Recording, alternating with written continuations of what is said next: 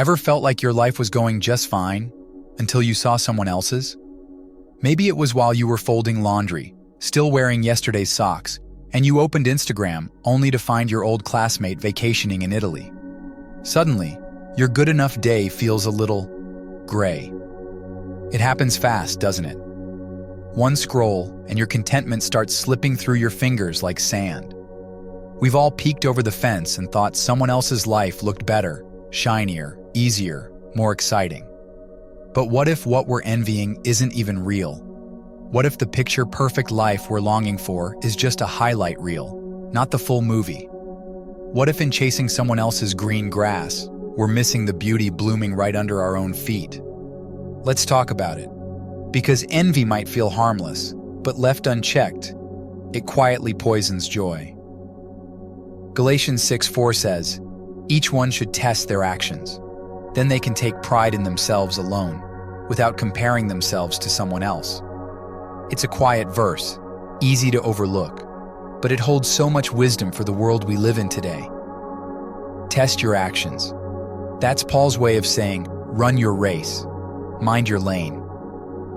But we live in a time when everyone's life is on display, and it's so tempting to measure our worth by someone else's highlight reel.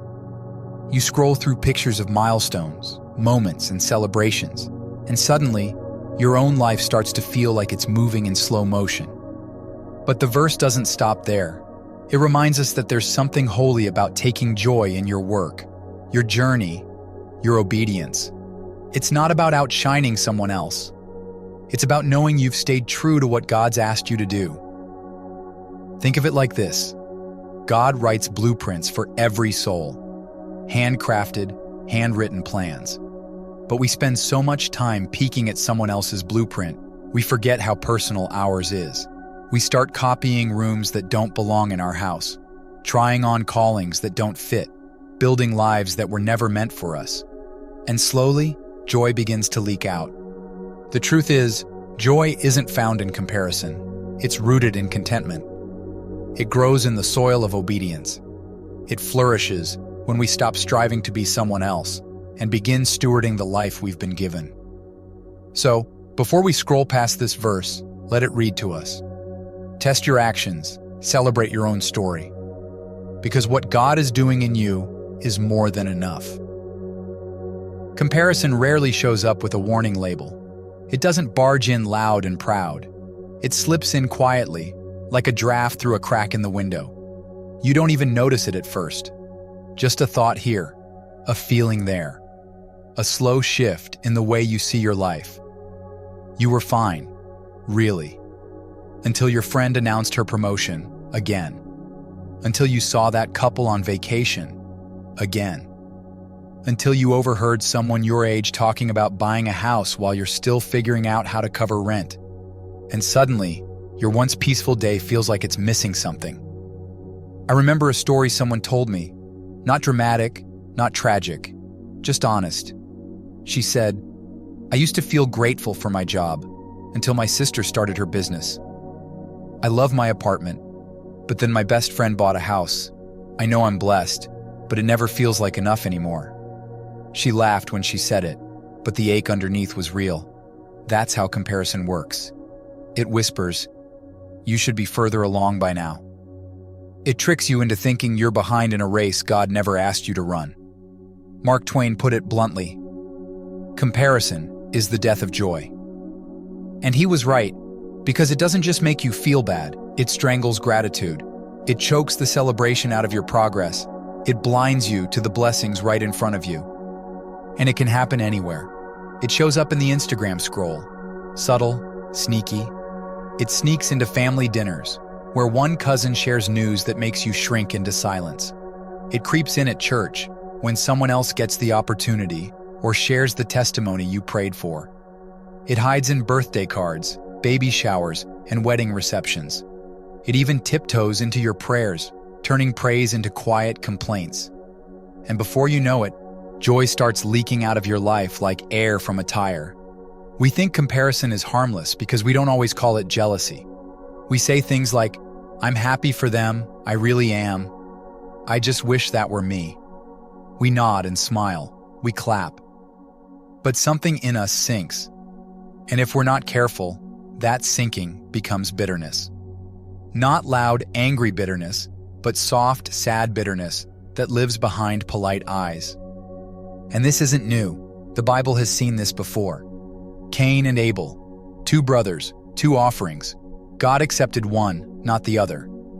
Cain's reaction, not repentance, not humility, but comparison. And that seed of envy, it didn't just stay inside, it turned deadly. One brother didn't just compare, he killed. Or look at Saul and David.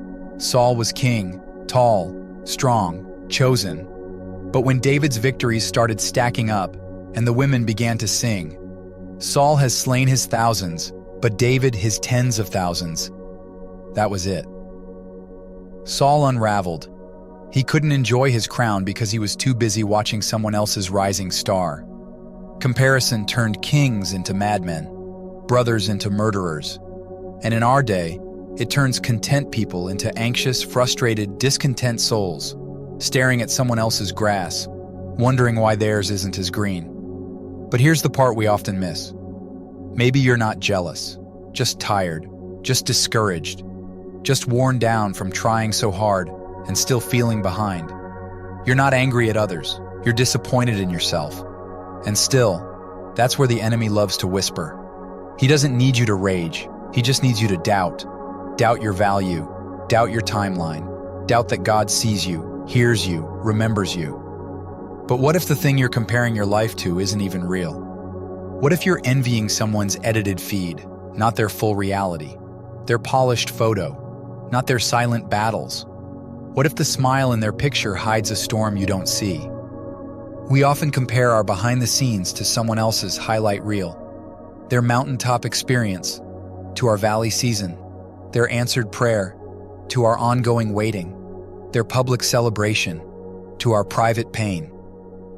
But God never asked us to look sideways. He asked us to look up and to walk forward, to stay in our lane, to tend our garden, to trust that our season, our path, our story is sacred, even if it doesn't shine like theirs. We live in a world where everything can be curated, filtered, polished, and dressed up for display. You scroll through your feed and see someone basking in golden hour sunlight, sipping coffee from a perfect ceramic mug. Their caption says something like, "Just living my best life." But you can't help but wonder, is that real life or just really good lighting? This is the illusion of green grass. It's the false Eden we're sold every time we tap an app. The quiet suggestion that someone else has it all figured out. That joy is just a few life choices or followers away. That if we could trade shoes, swap jobs, or move zip codes, we might finally feel whole. But what we forget is this. The grass we're envying might not even be real. Behind every perfect photo is a pile of unwashed laundry just outside the frame. Behind every matching family picture is a child who cried 10 minutes earlier. Behind every glowing couple's post might be a heart quietly breaking. We're watching people's lives unfold in highlight reels, not documentaries. And even when people are honest, they're usually selectively honest. They'll admit struggles, but only the kind that still make them look brave or relatable. Very few people are posting about the nights they can't sleep because of shame, or the fights they had 5 minutes before that smiling selfie, or the deep ache of loneliness that creeps in when the cameras are off. We don't see the full story, just the frame someone chose to show. That's why it's so dangerous to assume someone else's green grass means their life is better, because the grass might be artificial, or high maintenance, or freshly painted for the sake of appearances. All things considered. There's this story I'll never forget. A man, let's call him Zach, who seemed to have it all. A booming business, a beautiful family, a house with more windows than walls. He was the guy everyone else looked at and thought, he made it. But one day, Zach sat across from a friend and said quietly, "I've never felt more lost. I got everything I thought I wanted, and I'm still not happy." Turns out his marriage was hanging by a thread. He was battling panic attacks at night, and the pressure to keep up appearances was crushing him. Success in public, suffering in private. It's more common than we realize.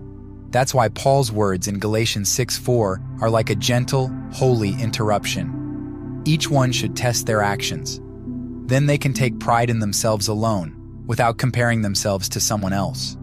In other words, your life has its lane. Stop checking someone else's mileage. God's not grading you on someone else's progress.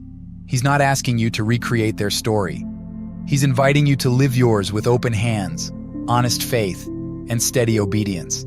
Because when your eyes are always looking sideways, you miss the miracles happening right in front of you. So next time you're tempted to compare, pause. Put the phone down. Breathe deep. Look around your own life. Is there something good growing that you've stopped noticing? Maybe it's the child who still calls you their safe place. The friend who keeps showing up. The job you once prayed for but now treat as ordinary. Maybe it's the healing that's happening slowly. Or the peace you found after a storm no one even knew you survived. Green grass isn't found in someone else's backyard. It's found when you water your own with gratitude, truth, and trust. So stop scrolling. Start seeing. Look up instead of looking sideways. Your life, just as it is sacred ground. Sometimes we forget that even the heroes of faith had to wait. They had to trust without seeing. They had to stay in their lane while watching others move ahead. Take Abraham, for example. Everyone around him seemed to be holding babies while he was still holding a promise. God had told him he'd be the father of many nations, that his descendants would outnumber the stars in the sky. But years passed, and the nursery stayed empty. His friends were planning birthdays for their grandkids while Abraham and Sarah were still setting the table for two. He had the word, but no sign of its fulfillment. Imagine the weight of that kind of waiting. The baby showers, he politely smiled through. The awkward conversations about legacy and family. The quiet moments when he looked up at the stars and whispered, "How long, Lord?" But Abraham stayed the course. Imperfectly, yes, but faithfully. And when the time was right, God's time, not his own, Isaac came. Not a minute too soon, not a second too late. Sometimes the waiting isn't about the promise. It's about who we become while we wait. Then there's Joseph. He had a dream from God, clear as day. He saw himself in a position of influence and honor. But the path that followed didn't lead up. It led down, deep down. He was sold by his brothers, tossed in a pit, dragged to Egypt, wrongfully accused, thrown into prison. And all the while, he kept showing up, kept serving, kept interpreting dreams for others while waiting for his own to come true. Others were being promoted while Joseph was forgotten. Others were walking free while he was still shackled. If anyone had a reason to compare, to give up, to ask why them and not me, it was Joseph. But Joseph stayed faithful in his lane. And when the time was ripe, after years of silence and shadows, God lifted him in a single day. From the prison to the palace. Not just to fulfill his dream, but to save an entire nation. Had he tried to shortcut the process, he would have missed the preparation. And the preparation was the platform for the promise. Now let's fast forward to Peter and John. In John 21:20, after Jesus had risen from the dead, he had a deeply personal conversation with Peter. He tells him about his future, how he would glorify God, even in suffering. And what does Peter do? He turns around, looks at John, the disciple that Jesus loved, and says, "What about him?" Isn't that just like us? God gives us something sacred, and we immediately look sideways. What about her? What about him? Why does their path look smoother? Why is their ministry growing faster? Why did they get healed, and I'm still waiting? But Jesus doesn't entertain it. He looks Peter in the eyes and says, "What is that to you? You follow me." In other words, stay in your lane. Don't let comparison derail your calling. Don't let someone else's story distract you from your assignment. Your journey is yours, and it's holy. Each of these stories, Abraham, Joseph, and Peter, all remind us of the same thing. Blessing doesn't come from keeping up. It comes from staying faithful. It comes from obedience, not comparison. From perseverance, not performance. Because what looks like a delay might not be a punishment. It might be protection. It might be precision. It might be the kind of timing only heaven understands. So what if the very thing you think is holding you back? Is God holding you together until you're strong enough to carry what's coming? What if the detour is the design? What if you're not behind, but just being refined? God never wastes a weight, and He never measures your life by how it stacks up next to someone else's. He's not rushing you. He's not comparing you. He's walking with you, step by step, day by day, grace for grace. So keep your eyes on Him. Keep your heart open. Keep your feet moving in your lane. Because the finish line isn't found in looking sideways. It's found in walking forward, with Jesus leading the way. Emma never planned on staying home this long. A few years back, she was the one calling meetings, building campaigns, running the show. Her planner was full. Her inbox was overflowing, and her sense of purpose was wrapped up in how productive she could be. Then came a shift, a baby, a move, a family decision that made sense, but felt like a sacrifice. The days started blending, dishes, diapers, endless laundry. She scrolled past her old coworkers launching podcasts, traveling, building empires, while she was learning to stretch spaghetti sauce for the third meal in a row. And though she loved her family, she couldn't shake the feeling that she was somehow falling behind. Maybe you've been there, living quietly, faithfully, but feeling like your pace doesn't match the world's. Everyone else seems to be sprinting, posting, publishing, and thriving. And you're just trying to keep the fridge stocked and your head above water. But can I let you in on a secret? Slow seasons are not wasted seasons. Some of the deepest, richest work God does in our lives happens when nothing seems to be happening at all. Think of a vineyard. Vines take years to grow before they bear good fruit. Years of unseen labor, soil being turned, roots being stretched, pruning that feels more like pain than progress. But when the season finally comes, the harvest is sweeter for the wait, or a butterfly in its cocoon. From the outside, it looks like stillness, dormancy, like nothing's happening. But on the inside, the very structure of the creature is changing. The struggle isn't delay, it's design. And if you cut the process short, you rob the wings of their strength. That's what contentment is. Not giving up, not settling, but learning how to grow where you're planted, even when it feels like the soil is dry and the sun is hiding. Because sometimes the most powerful faith isn't the kind that moves mountains. It's the kind that waits on the mountain to move and still worships in the meantime. So, how do you live with contentment in a world that constantly whispers, "You should be doing more"? Start small. Start with gratitude. Write it down.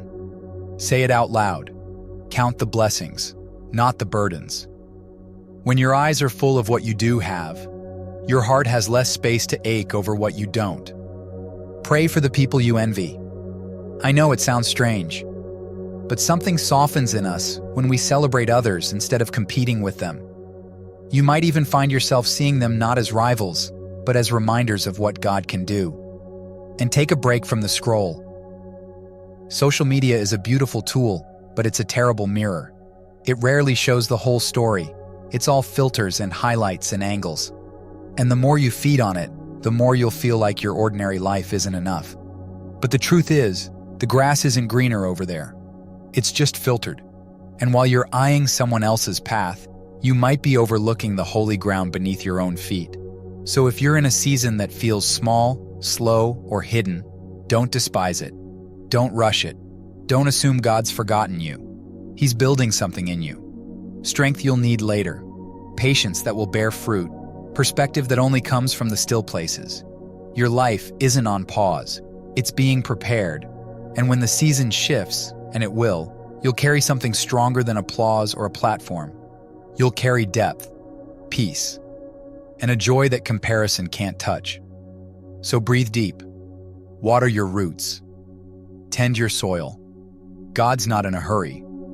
So, how do you care for your garden when the world keeps showing you someone else's? Start by watering your faith with worship, not just on Sundays, but in the quiet, everyday moments. Sing in the kitchen. Whisper prayers in the car. Let your heart stay connected to the one who made you, not the noise of what everyone else is doing. Pull out the weeds of jealousy before they wrap around your joy. Jealousy starts small, just a twinge here, a sigh there, but left unattended, it can choke out gratitude. Name it. Bring it to God. Uproot it before it settles in. Fertilize your contentment with scripture and real conversations. Open the Word and remind yourself of the truth. Talk with people who love you, not just in your wins, but in your waiting. You'll find that growth happens faster when it's fed by what's real. And don't forget this: a garden doesn't flourish because it's admired from afar. It grows where it's cultivated. You don't need a better plot, you need deeper roots. So, what is one way you can honor your journey today? Maybe it's saying, thank you. Maybe it's logging off for a bit. Maybe it's choosing to stay present in your current season, even if it feels slow. Whatever it is, start there. Because when you tend your ground faithfully, beauty always follows. You are not behind. You're walking a path that was designed with your name on it. A holy, handcrafted story that can't be rushed, repeated, or replaced. Don't trade that for someone else's script. You're not meant to live their story. You're called to live yours, with boldness, with grace, and with peace. Keep your eyes on Jesus. Keep your heart open. And if you let Him, God will turn even your slowest season into sacred soil. Now let's take this simple prayer of faith. Jesus, I pray for contentment, to stay on my own path through both hard and beautiful moments. Help me stop measuring my life against someone else's highlight reel. Teach me to trust your timing, your process, and your plan. When I feel behind, remind me I'm not forgotten. When I'm tempted to compare, teach me to celebrate. You are my portion, and in you, I lack nothing. Amen. How does social media cause you to compare yourself to others? Kindly drop your thoughts in the comments. We'd love to read every bit of it. And if today's message hit home, hit that subscribe button. And if you know someone stuck in comparison, send this their way. Next week, we'll unpack the blessing of boundaries, why saying no can open the door to peace. Don't miss it.